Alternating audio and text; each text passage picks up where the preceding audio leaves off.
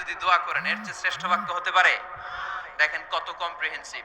আল্লাহ শিখাই দিলেন, পড়ো রব্বানা আতিনা ফিদ দুনিয়া হাসানা ওয়া ফিল আখিরাতি হাসানা ওয়া কিনা আযাবান নার।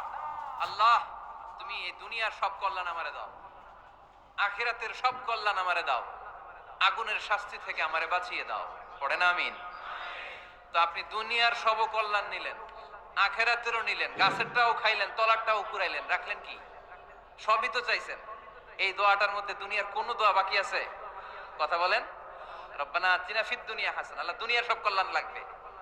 ওয়া ফিল আখিরাতি হাসানা, আল্লাহ আখিরাতের সব কল্যাণ লাগবে, আগুনের শাস্তি থেকে বাঁচানো লাগবে। তো আপনি বাকি রাখছেন কিছু? এই একটা বাক্যের মতো বাক্য গোটা বিশ্বটারে বিক্রি করলে হবে? এজন্য কোরআনের দোয়াগুলো আমরা বেশি বেশি পড়বো ইনশাআল্লাহ। পড়েন। দোয়া করার কিছু আদব আছে।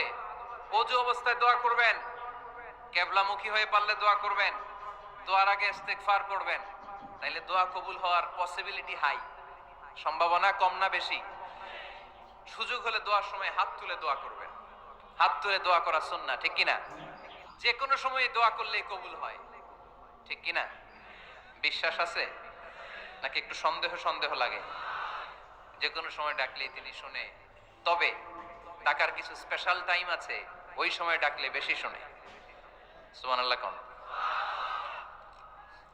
এর মধ্যে একটা টাইম হচ্ছে ওয়াক্তা সাহার, সাহারির সময়, তাহাজ্জুদের সালাতের সময়। তাহাজ্জুদ পড়েন তো আপনারা?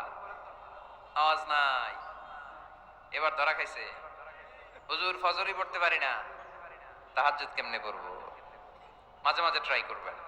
এই যে সামনে রমজান আসতেছে না, রমজানে সাহারি খাওয়ার সময় ট্রাই করবেন। দোয়া কবুল করবে কে? ওই টাইমে দোয়া কবুল হয়। যার যা লাগে, আল্লাহ ব্যবসা মন্দা, আল্লাহ তুমি ব্যবসা লাভজনক হওয়ার তৌফিক দাও, আল্লাহ তুমি আমারে অনেকদিন ধরে